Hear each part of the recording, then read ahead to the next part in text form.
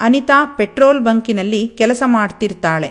ದಿನ ಅವಳು ಬೆಳಿಗ್ಗೆ 7 ಗಂಟೆಗೆ ಸರಿಯಾಗಿ ಪೆಟ್ರೋಲ್ ಬಂಕಿಗೆ ಹೋಗ್ಬೇಕಾಗಿರುತ್ತೆ. ಅವಳು ಬೆಳಗ್ಗೆ ಬೇಗನೆ ಎದ್ದು ಸ್ನಾನ ಮಾಡಿ ದೇವರಿಗೆ ಪೂಜೆ ಮಾಡಿ ಕೆಲಸಕ್ಕೆ ಹೋಗ್ತಿದ್ಲು. ಅದೇ ರೀತಿ ಆ ದಿನ ಕೂಡ ಅವಳು ಸ್ನಾನ ಮಾಡೋಕೆ ಹೋಗಿದ್ಲು. ಅವಳು ಊರಿಗೆ ಮಹಾನ್ ಸುಂದರಿಯಾಗಿದ್ಲು. ಅವಳ ಎದೆಗಳು ಯೌವನದಿಂದ ತುಂಬಿಕೊಂಡು ನೋಡುವವರ ಕಣ್ಣನ್ನು ಕುಕ್ಕಿಸುವಂತಿತ್ತು. ಅದನ್ನ ಎರಡೂ ಕೈಯಿಂದ ಬಾಚಿದ್ರೂ ಸಿಗಲ್ಲ, ಅಷ್ಟೂ ದೊಡ್ಡದಾಗಿತ್ತು. ಅನಿತಾ ಯಾವಾಗಲೂ ಸ್ನಾನ ಮಾಡಲು ಲಕ್ಸ್ ಸೋಪನ್ನ ಯೂಸ್ ಮಾಡ್ತಿದ್ಲು. ಅವಳು ತನ್ನೆಲ್ಲ ಸುಂದರ ಅಂಗಾಂಗಗಳನ್ನು ತಿಕ್ಕಿ ತಿಕ್ಕಿ ತೊಳೆದು ಶುಚಿ ಮಾಡಿಕೊಂಡು ಬಟ್ಟೆ ಹಾಕಿಕೊಳ್ಳದೆ ತನ್ನ ರೂಮಿನೊಳಗೆ ಬರ್ತಾಳೆ. ಅಲ್ಲಿ ಕನ್ನಡಿ ಮುಂದೆ ನಿಂತು ಟವೇಲಿನ ಮೂಲಕ ತನ್ನ ಅಂಗಾಂಗಗಳನ್ನು ಒರೆಸಿಕೊಳ್ಳೋಕೆ ಶುರು ಮಾಡ್ತಾಳೆ. ಹಾಗೆ ಮೈ ಒರೆಸಿಕೊಳ್ಳುವಾಗ ಅವಳು ತನ್ನ ಬಟ್ಟೆಯಿಲ್ಲದ ಅಂಗಾಂಗಗಳನ್ನು ನೋಡ್ತಾಳೆ. ಹಾಲಿನ ಬಣ್ಣದಲ್ಲಿರೋ ಮೈ ಬಣ್ಣ, ಕಪ್ಪು ಕೂದಲು, ಕೆಂಪು ತುಟಿಗಳು, ಮೀನಿನಂತಿರೋ ಕಣ್ಣುಗಳು ಈಗ ಹಾಗೆ ಕೆಳಗೆ ಬಂದ್ರೆ ತೊಡೆ ಮಧ್ಯೆ ಸೊಂಪಾಗಿ ಕೂದಲು ಬೆಳೆದು ಅದರ ನಡುವೆ ಕಾಣಿಸುತ್ತಿರೋ ಅವಳ ಕನ್ಯತ್ವದ ಕೆಂಪು ಹೂವು, ಅದನ್ನೆಲ್ಲ ನೋಡಿದವಳು ನಾನೆಷ್ಟು ಸುಂದರವಾಗಿದ್ದೀನಿ ಅಂತ ಯೋಚಿಸ್ತಾ ಅಂತಹ ದೇಹವನ್ನ ನೀಡಿದ್ದಕ್ಕೆ ದೇವರಿಗೆ ಧನ್ಯವಾದ ಹೇಳ್ತಾಳೆ. ಅಷ್ಟರಲ್ಲಿ ಒಳಗೆ ಬಂದ ಅವಳಮ್ಮ, ಅಬ್ಬಬ್ಬ ಏನೇನಿಂದು ಅವತಾರ, ಇಷ್ಟು ದೊಡ್ಡವಳಾಗಿದ್ದೀಯಾ, ಒಂಚೂರು ಸೂಕ್ಷ್ಮತೆಯನ್ನೋದು ಇಲ್ವಾ ನಿನ್ಗೆ, ಬೇಗ ಬಟ್ಟೆ ಹಾಕ್ಕೋಳೆ, ಅಸಹ್ಯ ಅಂತ ಹೇಳ್ತಾ ತಿಂಡಿ ಮತ್ತು ಕಾಫಿನ ಇಲ್ಲಿ ಟೇಬಲ್ ಮೇಲೆ ಇಡ್ತೀನಿ, ಒಂಚೂರು ಬಿಡ್ದೆ ತಿನ್ಕೊಂಡು ಹೋಗು ಅಂತಾಳೆ.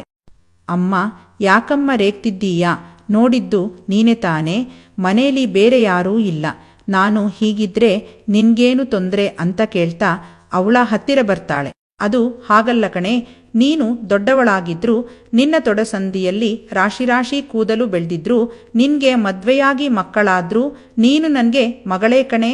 ಆದ್ರೆ ಹುಡುಗೀರು ಅಂದ್ಮೇಲೆ ಒಂದ್ ಸ್ವಲ್ಪ ನಯನಾಚಿಕೆ ಇರಬೇಕು, ಇಲ್ಲ ಅಂದ್ರೆ ಕಷ್ಟ ಆಗುತ್ತೆ, ಅದಕ್ಕೆ ಹೇಳ್ದೆ ಅಂತ ಹೇಳ್ತಾಳೆ.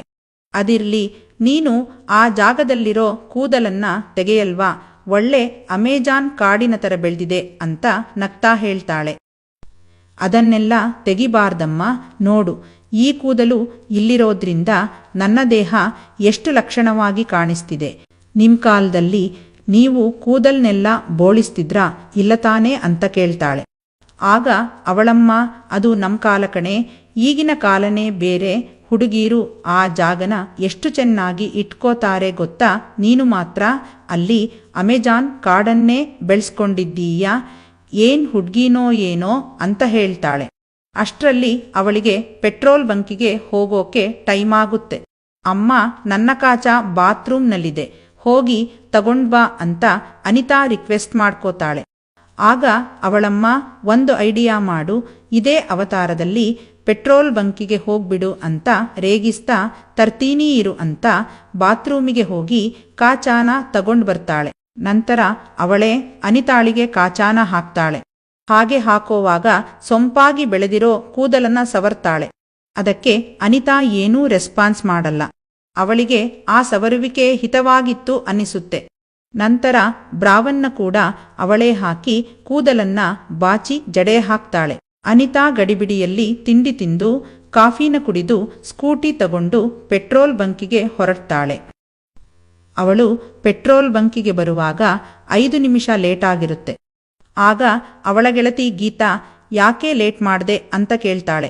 ಏನೂ ಇಲ್ಲ ಕಣೆ, ಸ್ವಲ್ಪ ಕೆಲಸ ಇತ್ತು, ಹಾಗಾಗಿ ಲೇಟ್ ಆಯ್ತು. ಓನರ್ ಬಂದಿದ್ದಾರಾ, ಏನೂ ಹೇಳಿಲ್ಲ ತಾನೇ ಅಂತ ಕೇಳ್ತಾಳೆ. ಆಗ ಗೀತಾ, ಇದುವರೆಗೂ ಏನೂ ಹೇಳಿಲ್ಲ, ಇನ್ಮೇಲೆ ನೋಡ್ಬೇಕು ಅಂತ ಹೇಳ್ತಾಳೆ. ಆ ಪೆಟ್ರೋಲ್ ಬಂಕ್ ಓನರ್ಗೆ ಅನಿತಾಳ ಮೇಲೆ ಆಸೆ ಇದ್ದಿದ್ರಿಂದ ಅವನು ಏನೂ ಹೇಳ್ದೆ ತನ್ನ ಕಾರನ್ನ ಡ್ರೈವ್ ಮಾಡಿಕೊಂಡು ಹೋಗ್ತಾನೆ. ಅಷ್ಟರಲ್ಲಿ 2 ಊರಿನ ಮಧ್ಯೆ ಗಲಾಟೆಯಾಗಿ ರೋಡನ್ನ ಬ್ಲಾಕ್ ಮಾಡಿದ್ದಾರೆ.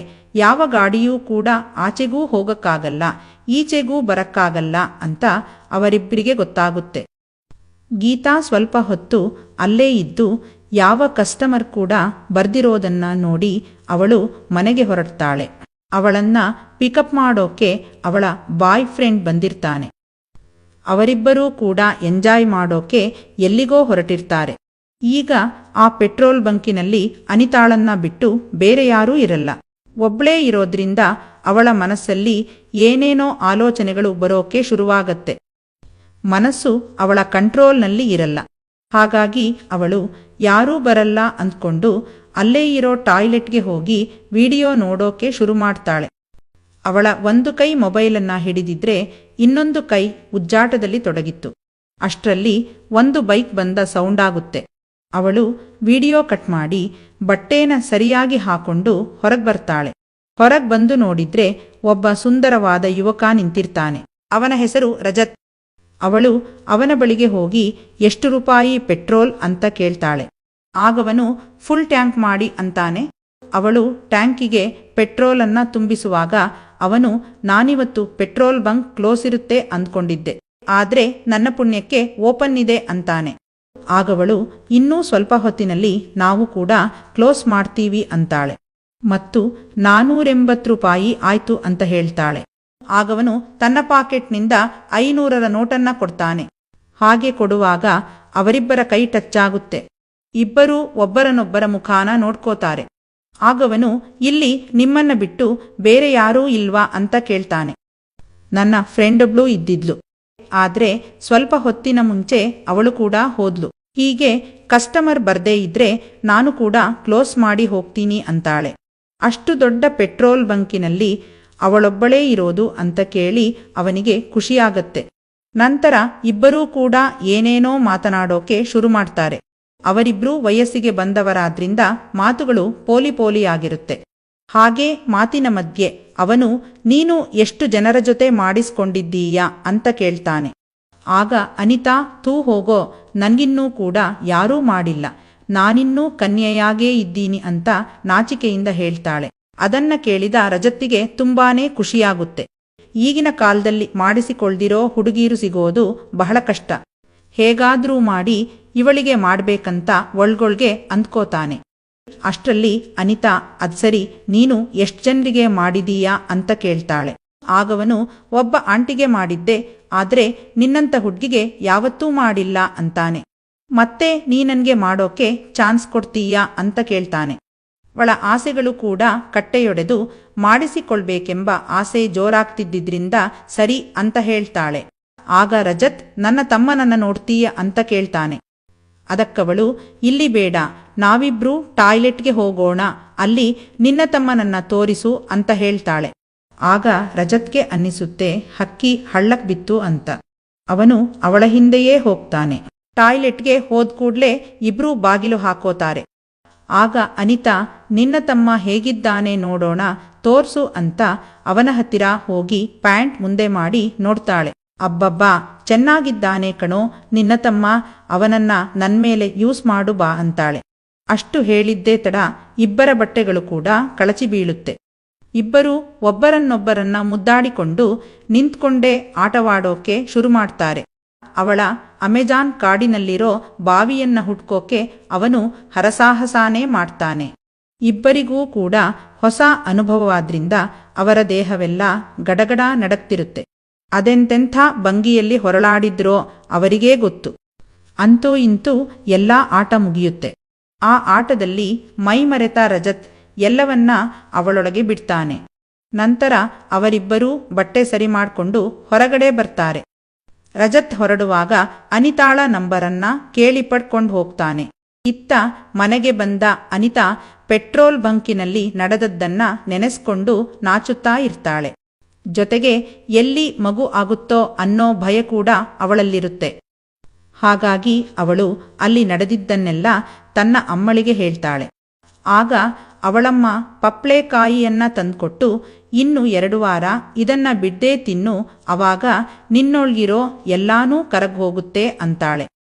ಅವಳು ಕೂಡ ಅಮ್ಮ ಹೇಳಿದಂತೆ ಮಾಡ್ತಾಳೆ. ಮೊಟ್ಟ ಮೊದಲ ಬಾರಿಗೆ ಅನಿತಾಳ ದೇಹದ ಸವಿಯನ್ನ ಒಬ್ಬ ಹುಡುಗ ಸವಿದಿದ್ದು. ಅವಳು ತುಂಬಾನೇ ಖುಷಿಯಲ್ಲಿರ್ತಾಳೆ. ಸ್ವಲ್ಪ ಸಮಯದಲ್ಲಿ ರಜತ್ನಿಂದ ಕಾಲ್ ಕೂಡ ಬರುತ್ತೆ. ಇಬ್ಬರೂ ಊಟ ನಿದ್ದೆ ಇಲ್ದಂತೆ ಫೋನಿನಲ್ಲಿ ಮಾತಾಡೋಕೆ ಶುರು ಮಾಡ್ತಾರೆ.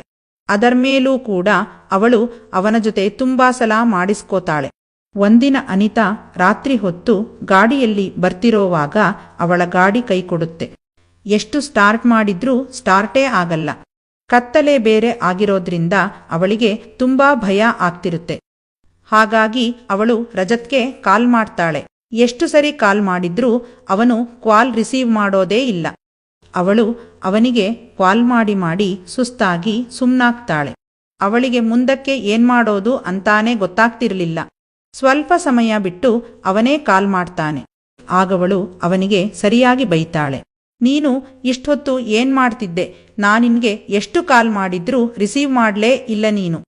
ಈಗೀಗ ನಾನಿನ್ಗೆ ಬೋರಾಗ್ತಿದ್ದೀನಿ ಅಲ್ವಾ ಅಂತ ಜೋರಾಗಿ ಕೂಗ್ತಾಳೆ. ಅದ್ಹಾಗಲ್ಲ ಕಣೆ, ನಾನು ಮೊಬೈಲನ್ನ ಇಲ್ಲೇ ಬಿಟ್ಟು ಫ್ರೆಂಡ್ ಮನೆಗೆ ಹೋಗಿದ್ದೆ. ಏನಾದ್ರೂ ಸಮಸ್ಯೆನಾ? ಇಷ್ಟೊಂದ್ಸಲ ಕಾಲ್ ಮಾಡಿದ್ದೀಯಲ್ಲ ಅಂತ ಕೇಳ್ತಾನೆ. ಆಗವಳು ನಡೆದಿದ್ದನ್ನೆಲ್ಲ ಹೇಳ್ತಾಳೆ. ಅದನ್ನ ಕೇಳಿದ ಅವನಿಗೆ ತುಂಬಾನೇ ಭಯ ಆಗುತ್ತೆ. ನೀನೀಗ ಎಲ್ಲಿದ್ದೀಯಾ ಹೇಳು, ನಾನು ಬೇಗ ಬರ್ತೀನಿ ಅಂತ ಹೇಳ್ತಾನೆ. ಅವಳು ನಾನೀಗ ರಾಮನಗರದ ಆಲದ ಮರದ ಕೆಳಗಿದ್ದೀನಿ ಅಂತ ಹೇಳ್ತಾಳೆ. ಅದನ್ನ ಕೇಳಿಸ್ಕೊಂಡ ರಜತ್, ಅಲ್ಲಿ ದೆವ್ವ ಇದೆ ಕಣೆ, ಅಲ್ಲಿ ತುಂಬಾ ಜನ ನೇಣು ಹಾಕೊಂಡು ಸತ್ತಿದ್ದಾರೆ, ಬೇಗ ಅಲ್ಲಿಂದ ಗಾಡಿ ತಳ್ಕೊಂಡು ಮುಂದೆ ಬಾ, ನಾನು ಕೂಡ ಅಲ್ಲಿಗೆ ಬರ್ತೀನಿ ಅಂತ ಹೇಳ್ತಾನೆ. ಆಗವಳು ಭಯದಿಂದಲೇ ಗಾಡಿನ ಸ್ವಲ್ಪ ದೂರಕ್ಕೆ ಮುಂದೆ ತಳ್ಕೊಂಡು ಬರ್ತಾಳೆ. ಅವಳಿಗೆ ಏನೇನೋ ಶಬ್ದ ಆದಂತೆ ಕೇಳಿಸ್ತಿರುತ್ತೆ. ಅವಳು ಭಯದಿಂದಲೇ ಮುದುರಿಕೊಂಡು ಕೂತ್ಕೊಂಡಿರ್ತಾಳೆ. ಅಷ್ಟರಲ್ಲಿ ರಜತ್ ಅಲ್ಲಿಗೆ ಬರ್ತಾನೆ. ಅವಳು ಅವನನ್ನ ತಪ್ಕೊಂಡು ಅಳ್ತಾಳೆ. ನಿನಗೆ ಏನಾಗೋಕು ನಾನು ಬಿಡಲ್ಲ ಕಣೆ ಅಂತ ಹೇಳ್ತಾ ಅವಳ ಹಣೆಗೆ ಮುತ್ತಿಡ್ತಾನೆ. ಮತ್ತೆ ಆಚೆ ಈಚೆ ನೋಡಿ, ಇಲ್ಲಿ ಯಾರೂ ಇಲ್ಲ ಕಣೆ, ಇಲ್ಲೇ ನಿನ್ಗೆ ಮಾಡ್ಲಾ ಅಂತ ಕೇಳ್ತಾನೆ. ಅವಳು ಒಪ್ಪಿದ ಕೂಡಲೇ ಇಬ್ರೂ ಮತ್ತೊಮ್ಮೆ ಸೇರ್ತಾರೆ.